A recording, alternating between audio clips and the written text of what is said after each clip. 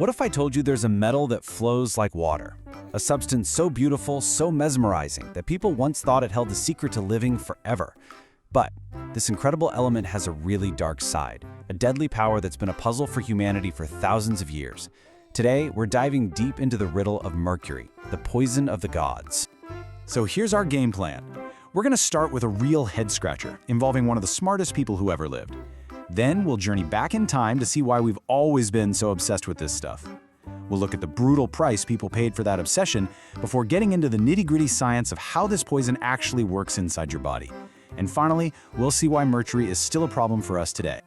To really get a handle on mercury's strange, double-sided nature, we have to start with a mystery. And this mystery centers on a man whose brain pretty much invented our modern understanding of the universe. It really makes you wonder, right? Why would someone as brilliant as Sir Isaac Newton, the guy who gave us the laws of motion and gravity, be messing around with a known poison? What on earth could have been so important that he'd risk everything for it? Well, here's the thing they don't usually teach you in physics class. Turns out, Newton had this whole secret life. See, back then, the line between science and, well, magic was pretty blurry. So while he was changing the world with his physics, he was also a dedicated alchemist, secretly writing over 1 million words trying to create the Philosopher's Stone. And what was the key ingredient in all his work? You guessed it, mercury. And yeah, that secret obsession came at a huge price. In the 1690s, he had a complete and total nervous breakdown. It wasn't until centuries later, when scientists tested his preserved hair, that they found the smoking gun. Crazy high levels of mercury. The very thing he thought would unlock the universe's secrets almost completely destroyed his mind.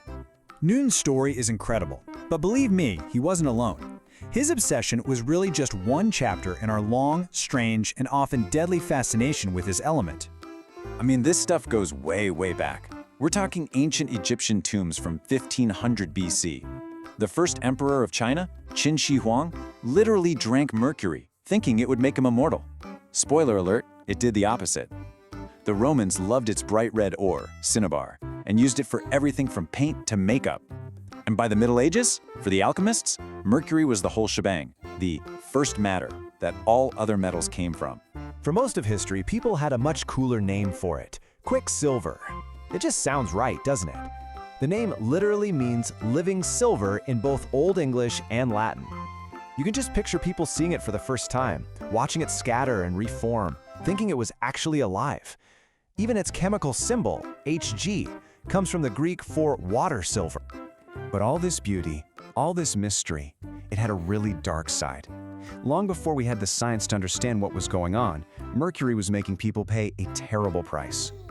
This old saying from the 18th century, man, it is chilling. It's talking about using mercury as a cure for syphilis. A night with Venus, the goddess of love, could lead to a lifetime with mercury.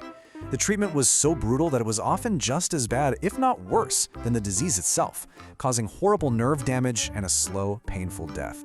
And the cultural impact is still around today.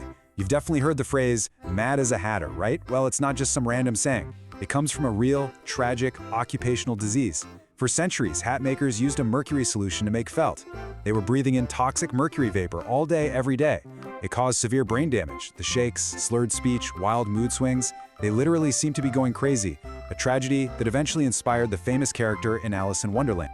Okay, so we've seen the history, the human cost, but how? How does one little element wreak so much havoc inside the human body? Let's zoom in and see how mercury acts like a saboteur at the molecular level. So, mercury is at its most dangerous when you can't even see it, as an invisible vapor. You breathe it in, it slips right into your bloodstream, and from there, it's got a VIP pass to your entire body, including your brain. Once it's in there, it goes on the attack. See, mercury atoms are like magnets for one specific thing, sulfur. And it just so happens that a lot of our most important proteins have sulfur in them. That's where the real damage starts. Okay, think about it like this. Every protein in your body is like a tiny, perfectly shaped machine, or a key designed to fit a specific lock. Its shape is everything. When a mercury atom latches onto that sulfur, it twists the protein, bending it out of shape. Now that key is bent. It doesn't work anymore. The machine is broken. This single action can shut down everything from how your nerves talk to each other to how your cells produce energy. It's pure chaos on a microscopic level. So if you remember one thing about how mercury works, let it be this. It's a molecular wrench. It gets inside the incredibly complex machinery of your cells and just starts breaking the essential tools your body needs to survive. It's a saboteur that systematically dismantles your brain and nervous system from the inside out, which is why the symptoms are so devastating. All right, so you're probably thinking, okay, alchemists, mad hatters, that's all in the past, right? Well, not exactly. Because of its unique properties and the fact that it just doesn't go away, mercury is still a very modern threat. To get why it's still an issue, you have to appreciate just how physically extreme this stuff is. It is 13.6 times denser than water. That means a 1-liter bottle of mercury would weigh almost 30 pounds. It's so dense that a solid chunk of iron will float on top of it. And that's wild. But that same stability and heaviness is part of what makes it stick around in our environment for so long. And believe it or not, it's still being produced. While we've gotten rid of it and a lot of things, it's still used in some industries and pretty worryingly in small-scale gold mining. And as you can see, today almost all of it, we're talking nearly 90%, is produced in China. The good news, though, is that the world is finally waking up and fighting back. There's a global treaty called the Minamata Convention, named after a city in Japan that suffered one of the worst mercury poisoning disasters in history. Over 100 countries have signed on, agreeing to ban new mercury mines and cut back on emissions. It's a global effort to finally get this ancient poison under control. And that brings us right back to that central riddle. Here's the most troubling thing about mercury. It never disappears. It stays in the environment where bacteria can transform it into an even more toxic form that gets into the food chain. It builds up in algae, then in small fish, then in bigger fish. So even though we've taken it out of our thermometers, it's still finding its way back to us. Which leaves us with a pretty heavy question. Have we really removed mercury from our world, or have we just released this ancient, beautiful, and deadly poison to haunt us forever?